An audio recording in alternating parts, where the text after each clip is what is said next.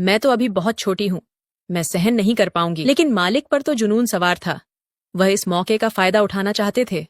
उन्होंने कहा, जितने पैसे चाहिए ले लो, पर आज मुझे मत रोको। मेरे मालिक 60 साल के बूढ़े इंसान थे, लेकिन दिल अब भी उनका जवान था। वह रोज मुझे 500 देते और कहते कि मेरे पैरों की मालिश कर दो। मैं खुशी खुशी ये काम कर देती। एक दिन जब घर पर कोई नहीं था, तो मालिक ने मुझे कमरे में बुलाया और उन्होंने दरवाजा बंद कर दिया और मुझे 1000 देकर कहा, आज मेरे पूरे बदन में दर्द है, मेरे बदन की मालिश कर दो। मैंने सोचा, ये बूढ़े इंसान है, मालिश कर देती हूँ। पर जैसे ही उन्होंने अपने कपड़े उतारे, मेरी तो जान निकल गई, क्योंकि उनका इरादा तो बहुत कुछ था।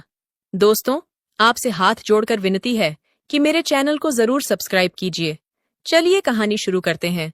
मेरा नाम सुमन है और मैं एक गरीब घर की लड़की हूँ। मैं जिंदगी में कुछ करना चाहती थी ताकि हमारे घर की आर्थिक स्थिति सुधर सके। मेरे 2 भाई हैं, वह मुझसे बड़े हैं। मेरे मम्मी पापा मजदूरी करके किसी तरीके से हमारा पेट पालते थे और मेरे भाई भी बहुत ही कम उम्र से काम करने लगे थे।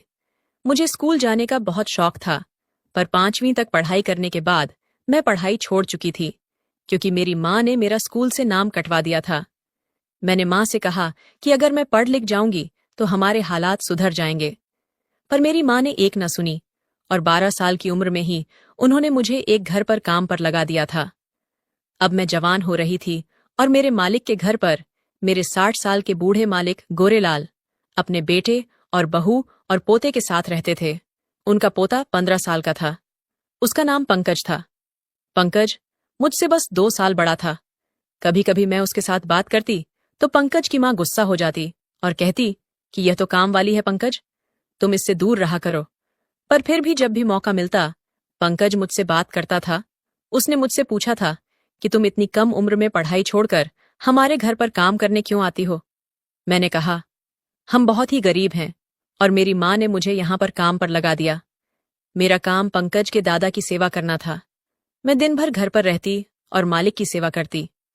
मालिक 60 साल के थे, पर देखने में 40-45 साल के लगते थे। उनका शरीर बहुत हट्टा कट्टा था। 2 साल तक तो सब कुछ ठीक चला, लेकिन अब मैं जवान होने लगी थी। मेरा शरीर निखरने लगा था और मेरे अंदर जवानी उमड़ने लगी थी। पंकज भी अब बड़ा हो चुका था और कभी कभी मौका मिलता तो वह मुझसे बात करता था, पर उसकी माँ को बिल्कुल पसंद नहीं था कि हम दोनों आपस में बातें करें। अगर वह देख लेती तो मुझे बहुत डराती थी। एक दिन मुझे मेरे मालिक ने अपने कमरे में बुलाया और कहा, बेटा, मेरे पैरों में आज बहुत दर्द हो रहा है। उन्होंने मुझे 1000 रुपए दिए और कहा कि मेरे पैरों की अच्छे से मालिश कर दो। मैं काफी खुश हो गई थी, क्योंकि ये पैसे हमारे लिए बहुत मायने रखते थे। दिन भर मालिक के घर रहने के बाद भी मेरी सैलरी सिर्फ 6000 थी। मैं मालिक की सेवा के साथ साथ घर का छोटा मोटा काम भी कर दिया करती थी, पर आज तक मुझे कोई एक्स्ट्रा पैसे नहीं मिले थे। पहली बार मुझे एक्स्ट्रा पैसे मिले, वरना मेरे पैसे तो मेरी माँ ही रख लिया करती थी। मैंने तेल लिया तो गोरेलाल मालिक ने अपनी धोती ऊपर उठा ली। मुझे वह बहुत ही अजीब लगा, पर वह ठहरे बुजुर्ग इंसान। यह सोचकर मैं उनके पैरों की मालिश करने लगी। वह आंखें बंद करके आराम से लेटे हुए थे। करीब 1 घंटे तक मैंने उनकी मालिश की थी। उसके बाद मैं वहां अपने घर पर आ गई। अगले दिन मैं काम पर गई तो शाम के बाद फिर से गोरेलाल मालिक ने मुझे अपने पास बुला लिया और कहा कि बेटा, कल की तरह आज भी मेरे पैरों की मालिश कर दो, और फिर से मुझे 500 दिए। और अब ऐसा रोज रोज होने लगा था। रोज मुझे एक्स्ट्रा पैसे देते और मुझे यह काम करवाते। लेकिन एक दिन कुछ ऐसा हुआ कि मेरे पैरों से जमीन निकल गई। मैं डर के मारे थर थर कांपने लगी और मेरी जान निकल गई। मैंने जो देखा था, मुझे अपनी आंखों पर यकीन नहीं आ रहा था। उस वक्त मैं सिर्फ 14 साल की थी, तो मुझे समझ नहीं आ रहा था कि मैं क्या करूं। उस दिन मालिक ने मुझसे कहा था कि मेरे घुटनों और पैरों की अच्छे से मालिश कर दो, पर जब उन्होंने धोती उठाई तो मेरी आंखें फटी रह गई। जब मालिक की घुटनों की मालिश कर रही थी तो मेरी नजर एक ऐसी चीज पर पड़ गई कि उसे देखकर ही मेरे होश उड़ गए थे। मैं अंदर ही अंदर काफी घबरा गई थी। आखिर उन्होंने ऐसी हरकत क्यों की थी? वह मुझसे चाहते क्या हैं? अब मेरे दिमाग में शक पैदा होने लगा था। कोई भी इंसान सिर्फ पैरों की मालिश के लिए इतने पैसे क्यों देगा? जरूर उनका कोई गलत मकसद है। गोरेलाल मालिक मेरी तरफ देखने लगे। शायद वह मेरा रिएक्शन नोट कर रहे थे। उस वक्त मैं बहुत ज्यादा घबराई हुई थी। मन कर रहा था कि वहां से अभी के अभी भाग जाऊं, पर मजबूरी में उस दिन मैंने उनके घुटनों और पैरों की मालिश की। लेकिन उन्होंने अपनी धोती जिस तरह से उठाई थी, मुझे बहुत ही गंदा लग रहा था, और वह अजीबोगरीब आवाज करते रहे। इसी तरीके से 1 घंटा काटने के बाद मैं पसीना पसीना हो गई थी और दौड़ते हुए अपने घर चली गई। मैंने अपनी माँ से कहा कि माँ, मैं अब यह काम नहीं करना चाहती। मैं रोने लगी थी। मेरी माँ ने कहा, इस घर में रहना है तो सबको काम करना पड़ेगा। ऐसा नहीं था कि हम बहुत गरीब थे, क्योंकि हम 5 लोग थे और पांचों के पांचों काम करते थे, और हमारे घर पर टीवी, फ्रिज सब कुछ था। हमें नीचे जमीन पर नहीं सोना पड़ता था, क्योंकि हम पांचों की कमाई को जोड़कर हमारा घर अच्छे से चल रहा था। फिर भी मेरी माँ और पापा के लालच खत्म ही नहीं होते थे। मैं उन्हें बता नहीं पाई कि आज मेरे साथ क्या हुआ, और अब मैं इस बात से डरने लगी थी कि कहीं मेरे साथ कुछ गलत ना हो जाए।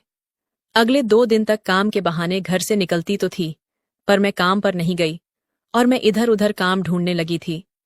मुझे जो भी काम मिल जाएगा मैं कर लूंगी, पर मैं गोरेलाल मालिक के पास कभी नहीं जाऊंगी। लेकिन अचानक ही रास्ते में मुझे पंकज मिल गया, और वह मुझसे पूछने लगा कि तुम 2 दिनों से काम पर क्यों नहीं आई। मैं पिछले 2 साल से पंकज को जानती थी और उसे अपना अच्छा दोस्त मानती हूँ। मैंने कहा, पंकज, मैं अब वह काम नहीं कर सकती। मैं दूसरे काम की तलाश कर रही हूँ, पर मेरी माँ को इस बारे में नहीं मालूम है, वरना वह मुझे। मेरी बात सुनकर पंकज चौंक उठा था और कहने लगा कि आखिर बात क्या है? मुझे खुलकर तो बताओ कि तुम वह काम क्यों नहीं करना चाहती। मैंने कहा, तुम्हारे दादाजी। इतना कहकर मैं चुप हो गई थी। मैं इससे ज्यादा उसे कुछ नहीं बता सकती, क्योंकि मुझे खुद पर भी शर्म आ रही थी। उसने कहा, मेरे दादाजी बूढ़े हो चुके हैं, उनका दिमाग ठीक नहीं है, पर वह दिल के बहुत ही अच्छे इंसान हैं और बहुत ही नेक दिल हैं। हर वक्त गरीबों की मदद करने की सोचते हैं।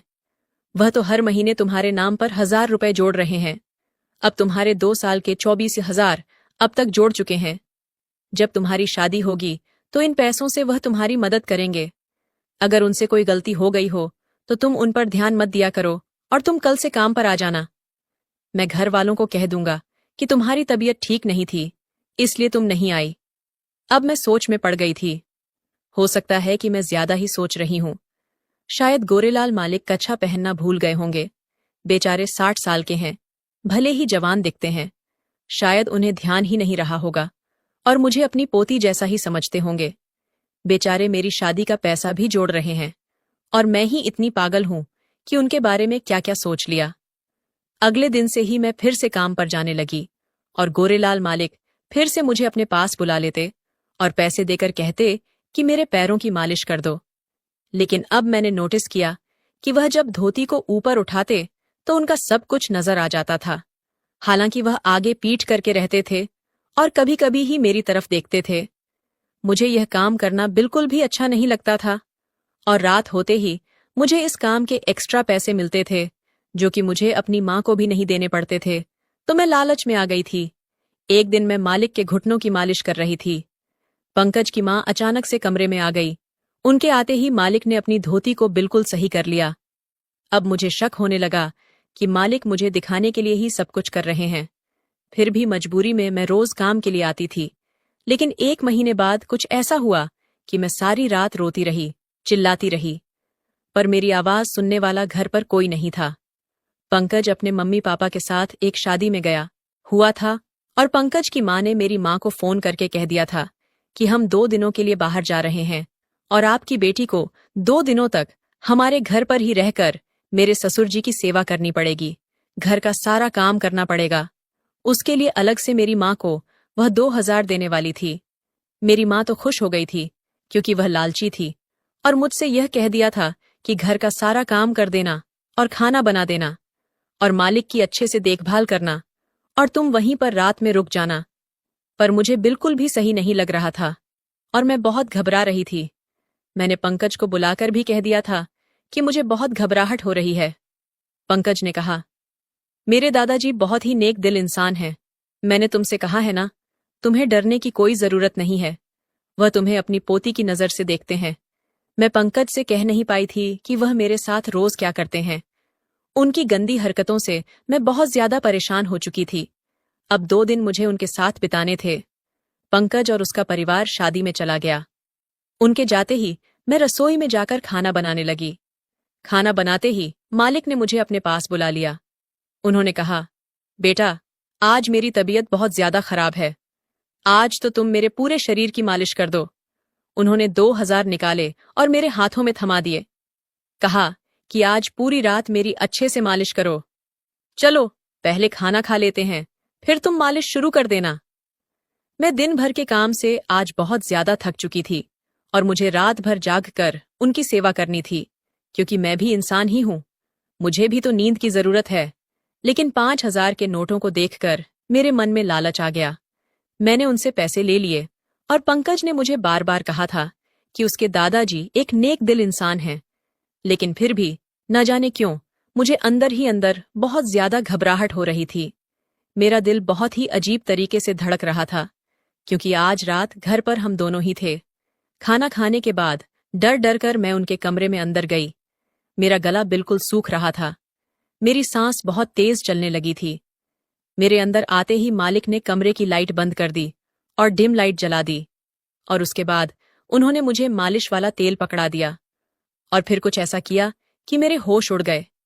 उन्होंने अपने सारे कपड़े उतार दिए। उन्हें देखकर तो मेरी हालत बहुत ज्यादा खराब हो गई और मैं बिल्कुल कांपने लगी थी। मैं उनकी मालिश करने लगी। वो मालिश के मजे ले रहे थे। पहले तो उल्टा लेटे हुए थे, फिर थोड़ी देर बाद वह सीधे लेट गए। उन्हें देखकर तो मेरी चीख निकल गई। मुझे इस तरह डरता हुआ देखकर वह मुस्कुराने लगे थे। मैं मालिश कर रही थी, क्योंकि उन्होंने कहा था कि मेरे पूरे शरीर की मालिश कर दो। मेरा दम बिल्कुल घुटने लगा था, लेकिन गोरे लाल ने मुझे हाथ नहीं लगाया। उसने मेरे साथ कुछ भी गलत हरकत नहीं की। करीब 2 घंटे मालिश के बाद उन्होंने कहा, अब तुम जाकर सो जाओ। मैं उनके कमरे से बाहर आई, लेकिन मुझे अजीब सा कुछ होने लगा था। मेरे अंदर एक अजीब सी हलचल पैदा हो गई थी। मैं दरवाजे के बाहर खड़ी थी और मेरी सांसें बहुत तेज चल रही थीं। मैं अब जवान हो चुकी थी। मेरा मन करने लगा कि मैं उनके कमरे में फिर से चली जाऊं। मैं अपने कमरे तक न जा सकी और उनके कमरे में वापस आ गई थी। गोरेलाल मुझे देखकर मुस्कुराने लगे और कहा, आओ मेरे पास। और उसके बाद उस कमरे में जो कुछ भी हुआ, मैं पूरी रात चीखती रही और आखिरकार गोरेलाल मालिक ने मुझे अपने जाल में फंसा ही लिया। शायद वह चाहते थे कि मैं खुद बखुदा उनके जाल में फंस जाऊं। वह तो बस दाना डाल रहे थे और 2 दिनों तक बस यही होता रहा। उसके बाद उन्होंने कहा, जाओ, अपने घर जाकर 2-3 दिन तक आराम कर लेना। पंकज और उसका परिवार वापस आ गया था, पर मेरी हालत बहुत खराब हो चुकी थी। मुझसे तो ठीक से चला भी नहीं जा रहा था और घर जाकर मुझे बुखार आ गया था। ये मुझसे क्या भूल हो गई थी। जब मेरी माँ ने मेरी हालत देखी तो उन्हें शक हो गया और वह मुझसे पूछने लगी कि यह सब क्या है। मैं रोने लगी थी और उन्हें सब कुछ बता दिया।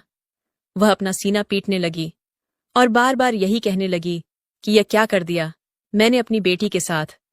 लेकिन उसके बाद मेरी माँ ने जो किया मैं कभी नहीं भूल सकती।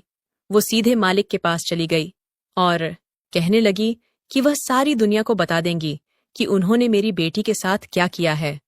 अब मालिक बहुत ज्यादा डर गए थे, क्योंकि मैं नाबालिग थी। फिर उन्होंने वादा किया कि वह मेरी शादी पंकज के साथ करवा देंगे। मालिक ने मुझे स्कूल में एडमिशन करवा दिया था। अब मैं फिर से स्कूल जाने लगी और अपनी पढ़ाई शुरू कर दी। और जब मैं 18 साल की हो गई तो उन्होंने मेरी शादी पंकज से करवा दी। अब मेरी जिंदगी काफी सुधर गई थी। जिस घर में मैं कभी नौकरानी थी, वहां की मैं मालकिन बन गई थी। मेरी शादी के 1 साल के अंदर पंकज के दादा की मौत हो गई। मुझे पता चला कि उसके दादाजी को कैंसर था और वह ज्यादा दिन के मेहमान नहीं थे। शायद इसी वजह से उन्होंने मेरे साथ रिश्ता बनाया था। मौत से पहले एक बार फिर से जीना चाहते थे। उन्होंने मेरे नाम पर ढेरों सारी संपत्ति कर दी थी।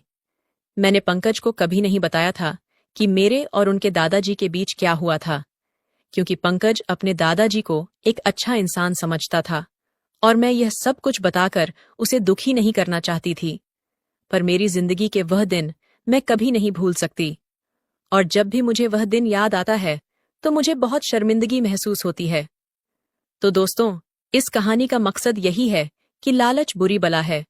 हमें कभी भी लालच नहीं करना चाहिए।